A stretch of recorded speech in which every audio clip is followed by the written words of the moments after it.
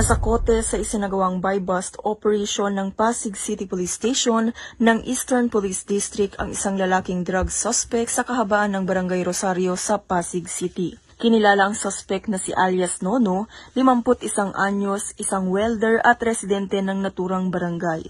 Nasamsam mula sa kanya ang higit 9 na gramo ng shabu na may malaking halaga. Dinala si alias Nono sa tanggapan ng STEU ng Pasig para sa karampatang proseso at kakasuhan siya ng paglabag sa RA 9165 o mas kilala bilang Comprehensive Dangerous Drugs Act of 2002.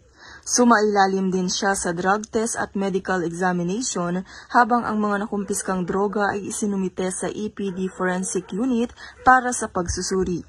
Pinuri ni Police Brigadier General Aden T. Lagradante, District Director ng EPD, ang matagumpay na operasyon at tiniyak ang tuloy-tuloy na kampanya laban sa iligal na droga upang mapanatili ang kapayapaan at kaligtasan ng mga pamilya sa Pasig at sa buong distrito. Mula dito sa Metro Manila, ako po ang inyong PNN Correspondent, Police Corporal Abigail Rojas, alagad ng batas, tagataguyod ng Balitang Pulis.